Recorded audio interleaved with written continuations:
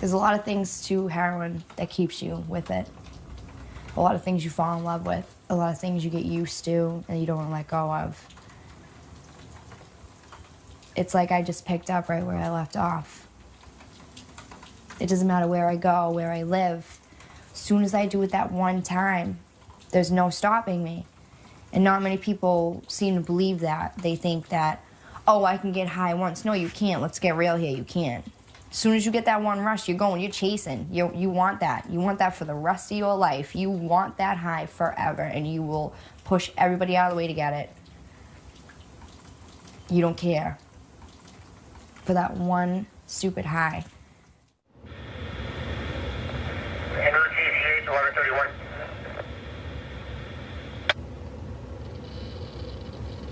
Okay, Hinkley, and what was the cross street?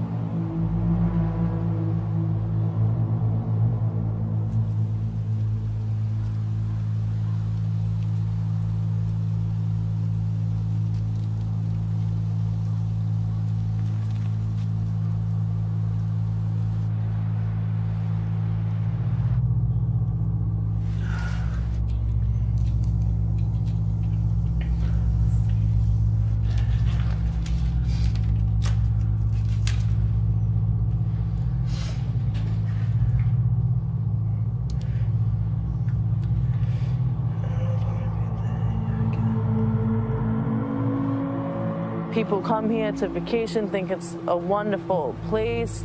It's the worst place to be at right now. Everybody's dying left to right.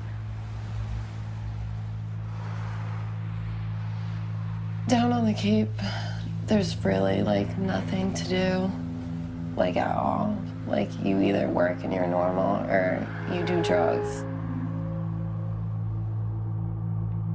Dope runs rampant through like the South Shore of Massachusetts, and before we had even gotten it, we knew where to get it.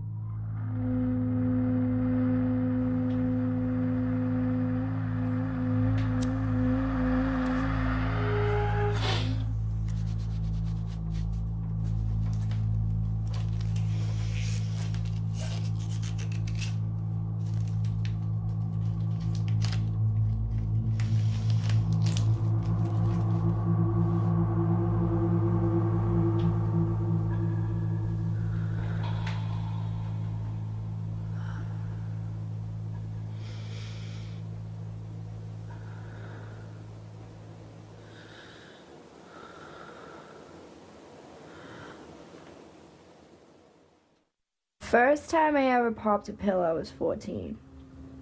And my friend got her wisdom teeth out, so I think she had Perks or Vicodin or something like that, and I snuck out of my house. I think it was right before I turned 15, and I ate them. And I remember walking down the street and I wanted to drag my head down the road because it felt so heavy. And I didn't like it. I remember I didn't like it. I've been an addict since I was like a little kid. Like, I used to sniff pixie sticks on the bus, like to get a sugar rush, you know? Like, drink a pot of coffee with a friend to get like a caffeine buzz. Or like me and my friend found a pack of cigarettes unopened on the ground. Like, we didn't just smoke one, we smoked the whole pack. I was 12 or 13 the first time I ever tried smoking weed. I had drank before then at like family functions. It was pretty acceptable to just have like a couple sips of like a Smirnoff or a beer or something. My best friend, Bobby, he's a DJ, and so we would go to parties all the time, every single weekend, actually.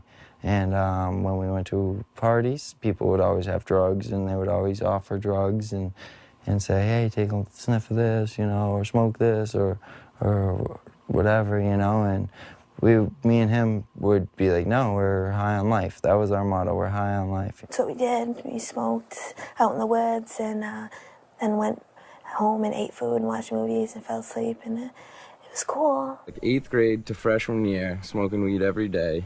Started drinking freshman year. The first time I ever did an opiate was freshman year.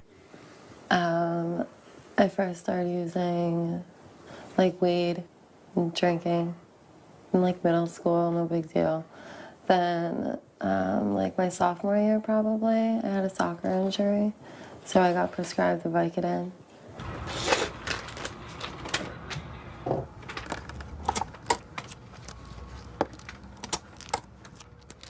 The most common prescribed painkiller is Vicodin.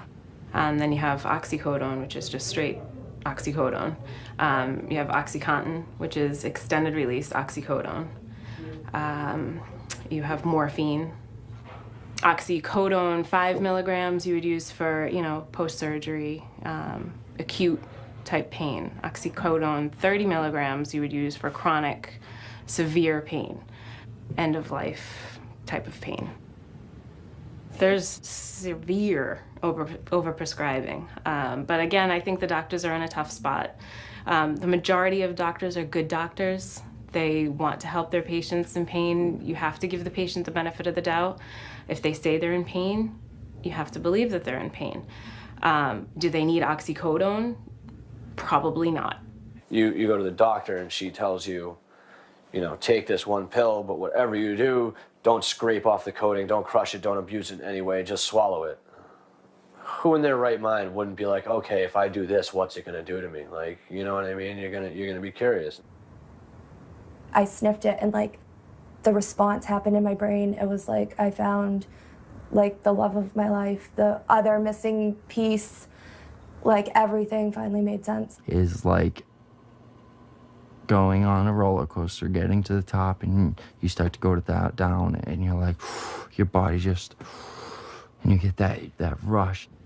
An opiate basically blocks pain receptors. So you have receptors in your body, and opiates just simple as that, block pain, emotional and physical pain. And your body will stop at nothing until it gets more and more and more of it. From that day on, like I used every single day. Like I stole from whoever I had to steal from. You're gonna go into your parents' room or whoever's living with you and try and find something to bring to the pawn shop. My guitars that I used to love, you know, my laptop, my iPad.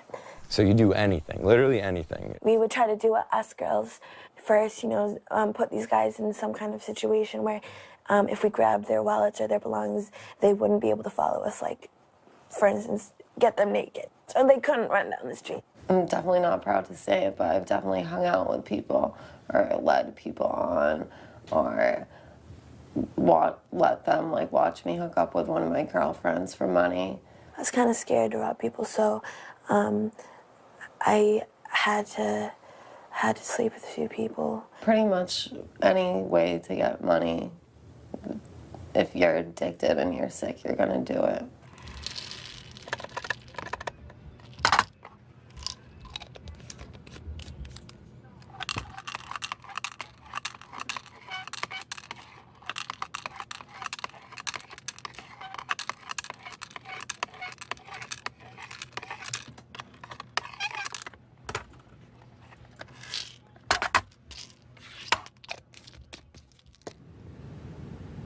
It's getting more difficult to get oxycodone, so it's getting more expensive. So now they're moving over to heroin, which is, from what I understand, is the same high as oxycodone. So if you need to spend $30 for one tablet, when you can get heroin a whole lot cheaper, that'll last a whole lot longer, why not?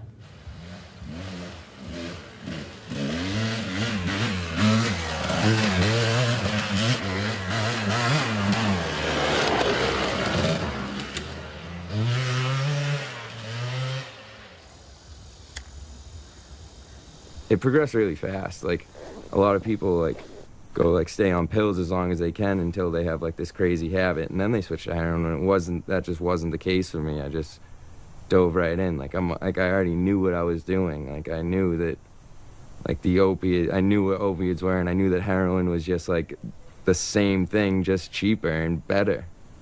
I just was, like, really enjoying it, and, like, had so much fun, and, like, thought I was, like, wicked cool. I have a brother and 2 sisters, and they're all older.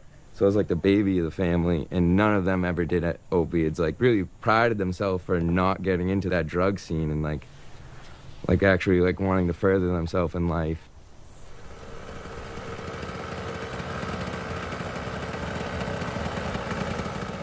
Like, when I really realized I was bad was like, it was the middle of the summer, and I had a long sleeve shirt on, and my brother looked at me and he was like, "Why do you have a long sleeve shirt on? It's 90 out.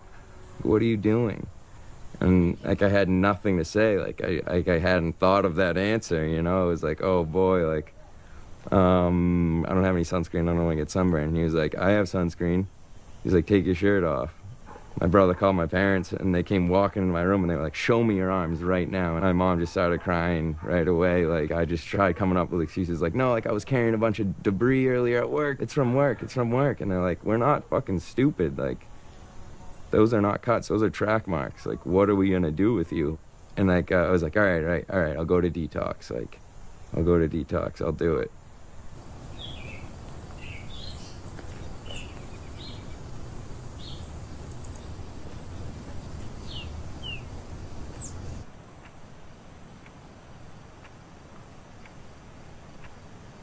I don't know, it's so hard to just not, like, obsess over using, and I can't shake the thought. Like, I just always think about it every day.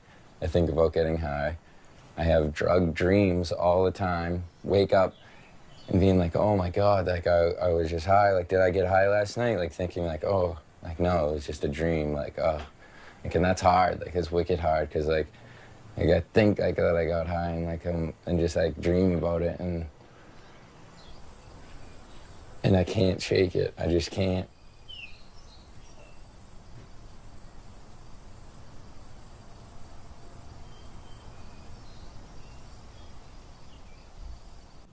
For years, my mother had no idea. For years. First time I went to detox, I'm like, "Mom, I'm going to detox." "You're doing drugs?" Mind you, I was 19. I'm like, "Mom, I've been shooting heroin for 2 years." "You have? Where the fuck have you been?" "What do you mean? How do you not know?"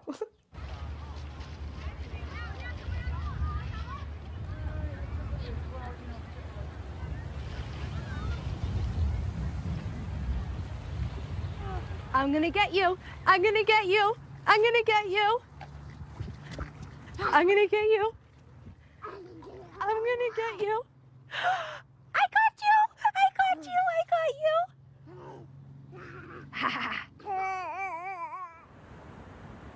I don't know, I just got nervous. I'm Ariana. I'm 23 years old. I'm from Falmouth, Massachusetts. I've been clean now for 3 years from heroin and other opiates. They put me in drug counseling when I was 16. I went to tons of sober houses, treatment centers, off Cape or on Cape, anywhere. And I just didn't want any of it, because I knew that I wanted to get high after. And I would see people clean, and I knew it worked. I never doubted that, like, the program didn't work. You know, I just wasn't willing. I don't know why, like, I could not want it. And I kept telling them, like, they're like, "Why are you even here if you don't want to be clean?" And I'm like, I want to be clean. Like I've said, I want it. You know, my parents were up every night worrying about me, like, so scared that they were going to lose me, like, waiting for a phone call, like, "Your daughter's overdosed in the Dunkin' Donuts bathroom and she's dead. Can you come, like, identify the body?" You know, you don't think about that stuff when you're using. You think about the next high. And every time I got out of detox, I'd go get high, and like the first couple times I picked up, it would be that same thing, sitting in the car, crying, like, why the fuck did I do this again? I stopped using when I found out I was pregnant. Something in me, like, had changed. I was able to not want to use. Ryder, you want a snack? Want some applesauce? Now, like, if I get an urge to use, which rarely happens at this point in my recovery, like I go through, I don't want to lose my children. Like, it's not even worth it. I'm not going to get high. There's consequences to it, and it's not worth it to me. He probably needs a diaper change. Do you want some applesauce?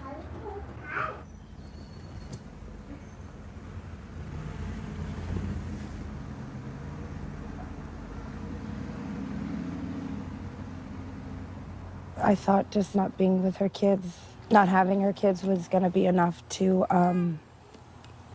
make her wanna stay clean and be sober, and because I knew how much she loved them.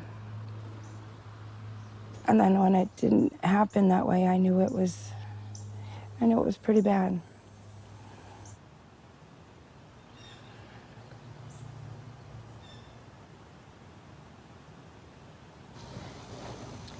You know, they tried the Narcan on her, and they tried everything, and it just,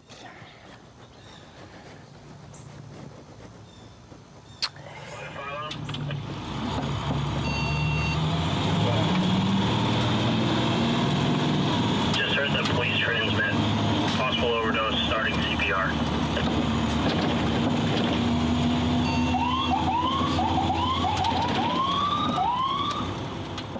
I was always that person, like, I was never scared to try something. I was never scared.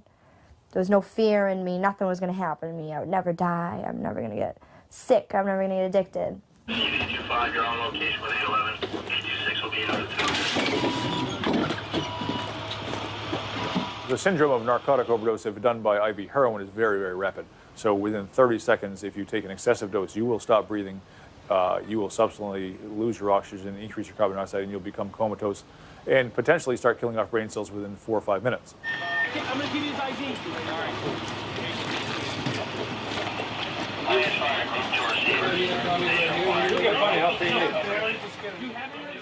You have a very short window at that point to be resuscitated.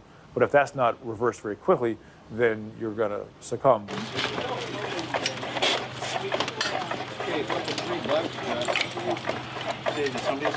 With the heroin, it really happens so quick, it's almost always because you stop breathing.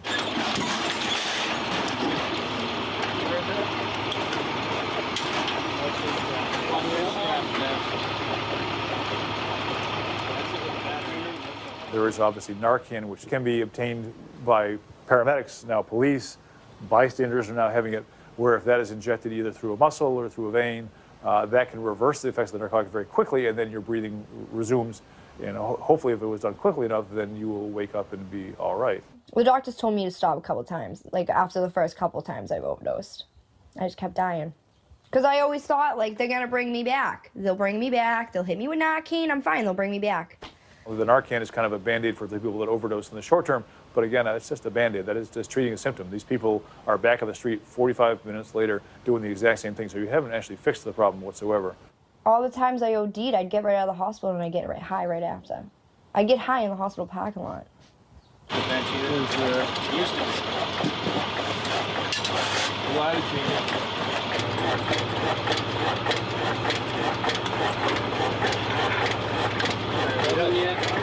Something organized.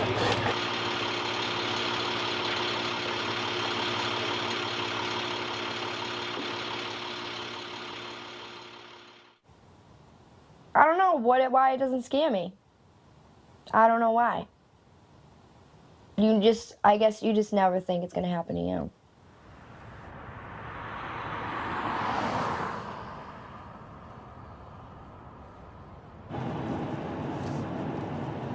In a quarter of a mile, stay to the right to State Highway 28.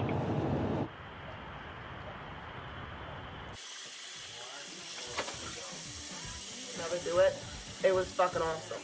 Yeah, I'm all set. Did I rather eat ass or take mushrooms? You would think that? No, I would know so. Okay. I've seen my friends drink Robitussin and they were puking red for like. No, I didn't puke nothing. I ate 4 of the pills, dude, and I was fucking laughing my ass off. You ever shoot Ambien? No. Good, you shouldn't. No, I don't shoot things. The DXM when we robo-tripped, hilarious, right? Hilarious. It was hilarious. I swore I would never do it. I'm like, if I'm gonna relapse, I'm just gonna go out and do dope, and like we did it just to do it, and like it was fucking awesome. Your accent. Hilarious. Don't make fun of me. Do you want to know what else I say we had? What? Bagel. You're such an asshole. Get off this couch. Why? Bagel? B-A-G, bag. Yeah. Oh, no. bagel. It's a bagel. Mayonnaise. I swear to God, I say it how it's spelled. That's how it's spelled. Oh my God, I've never enjoyed ice cream more in my life than I am right I'm this so second. nauseous because of that ice cream because of you. Why? Because I had 2 giant bowls of it because you had to buy cookies and cream. How did they make you nauseous then? Because you forced me to eat that much. Oh, God, hurts. So what the devil's doing is saying, I'm gonna help you feel better for, you know, a little while and make you forget all your problems for a little piece of your soul. Until at the end, your soul's gone. It wasn't even really that I wanted to get high at first, because like I just didn't want to care about life. You know, like if that makes sense. Like I just got sick of like, yeah, you know what I mean? Like I just got sick of like everything in general, and I just didn't want to give a shit about like anything anymore. And like my quickest solution to not give a shit about anything anymore is to get high. I don't regret anything that's happened in my life at all. At all. I wouldn't take this back for anything. I completely agree with you. There's not one thing that I haven't done that I've done that I regret.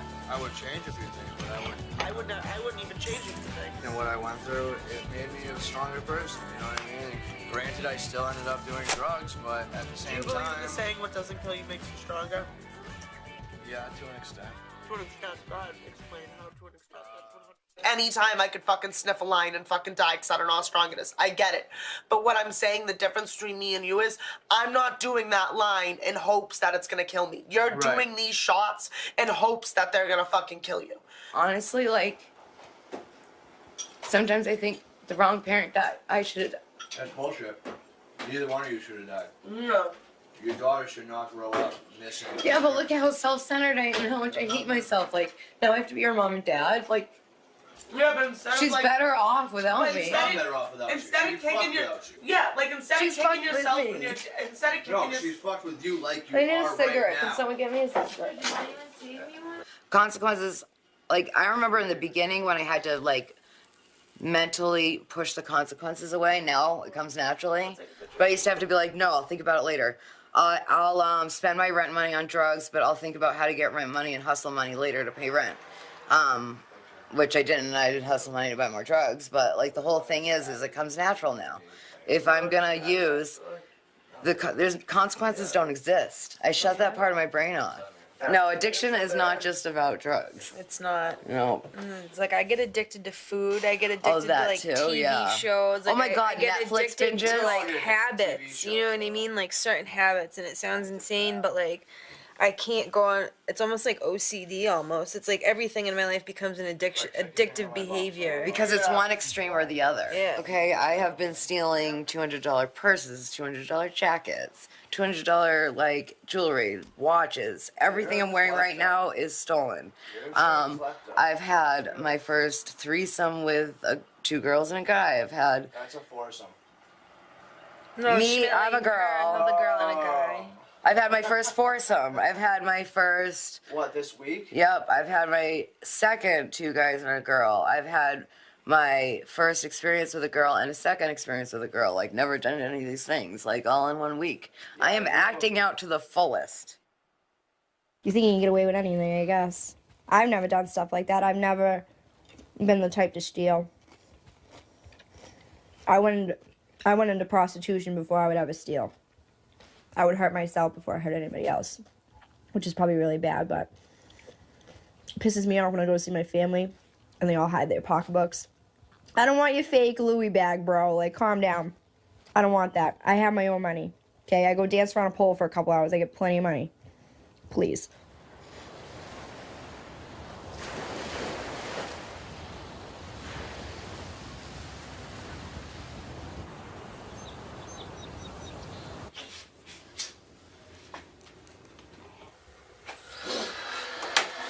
We need to figure out what we're doing today. For what? For what? Yep. What do you mean for what? Because of last night. You went there. It's not about that. It's about bruising. Your hands are very, the skin is very thin.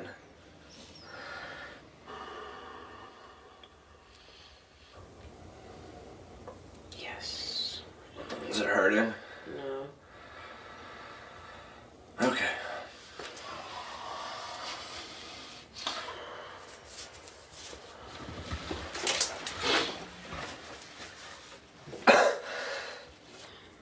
The liquid was on the tip of it. It's just a reaction that your skin does to fight off bacteria or whatever.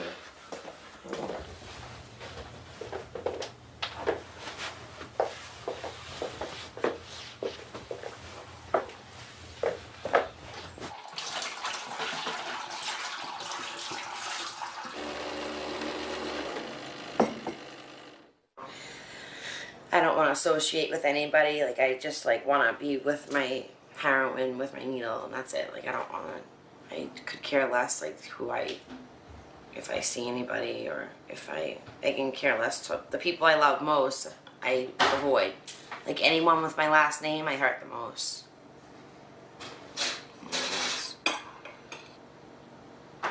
It's just an awful, like, and people don't look at it as a disease, but, like, you know, it is. Hell yeah! Let's work it quickly. It is gonna be a good day. It's Saturday in America. Where are we going? I'm like really nauseous.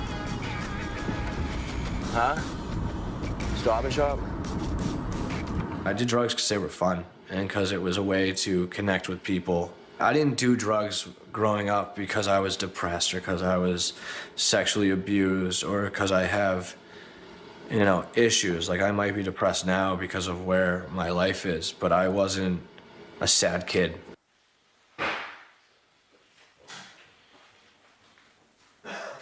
Today's been the worst day. Why? I had a good day.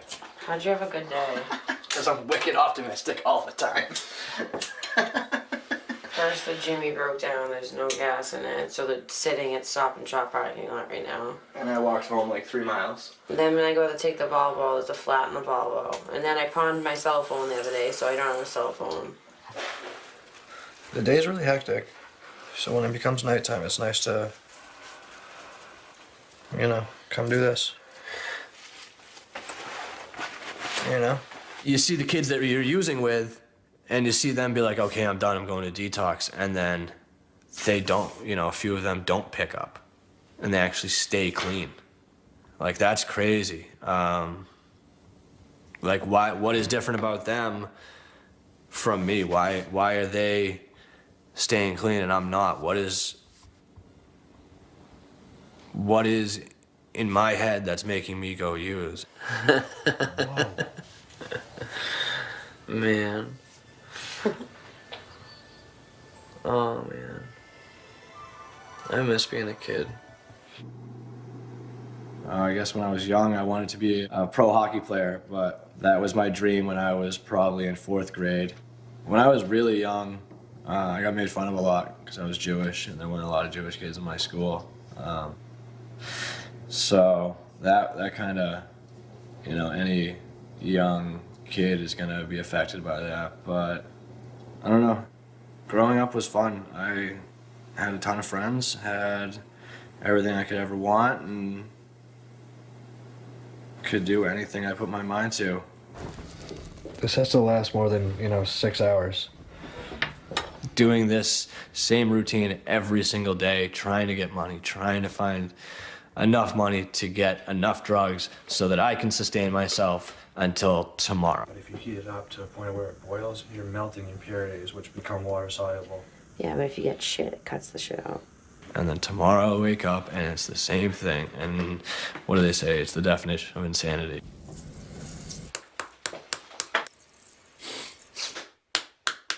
Doing the same thing over and over and expecting different results, right? tomorrow to wake up, to go buy drugs, to get high. I don't expect anything to be different about it. It's always gonna be the same repetitive bullshit. Do it. Every single day.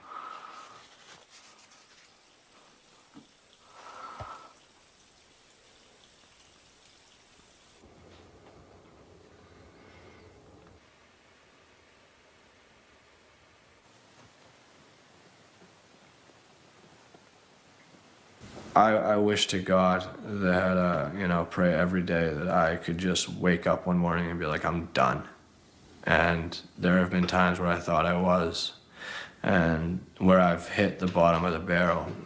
But there's your lowest low, there's a trap door below it, and it goes lower. There's always more, and there's always further that you can go down. Hi, babe. Oh, nothing, Nancy. What are you doing?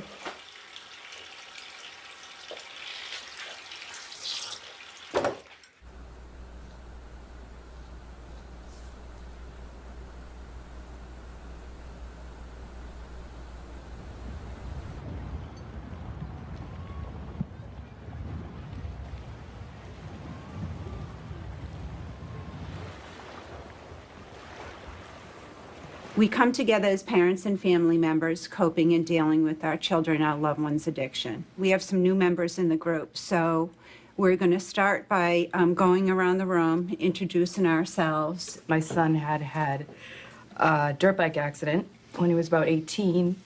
He took Vicodins, and probably about 8 or 9 months later, he was shooting heroin. He's been using since the spring of his senior year in high school, at the same time that he was being accepted at every college he applied to. My son was always happy. Oh, my God. All kids. He had a whole group of friends. They had the best Corey, life. Sam, and they had a great life skateboarding. Oh my They were God. in sports, hockey, And threw away everything. And my son Sean, it's about a year and a half ago, I discovered he was using heroin, and got him into treatment. He went into McLean for a few weeks following detox, and things seemed to be going okay. And then on July 7th, I found him dead of an overdose in his bedroom. 8 kids on his soccer team ended up being addicted to heroin. I mean, these are kids that, played sports, that, students, good kids, good families. We were having a family cookout, and Ryan needed a pair of sunglasses really bad. And he got on a motorcycle, went and bought his sunglasses, and on the way home, he was in a motorcycle accident. I hit the back of her car. My head went through her windshield, her window in the back. I broke, my bone was sticking. This is all where it came out. And then there's here. There was about 4 or 5 different kinds of medication that I was taking for pain, for antibiotics so it wouldn't get dirty. And I don't know when he decided he had to get something that wasn't from the pharmacy and from the doctor, but that's when everything changed. I didn't think that what I was really doing with the pills was really like doing drugs. But I obviously knew I was doing something wrong. I just called my dad and I said, Dad, I think I'm a drug addict.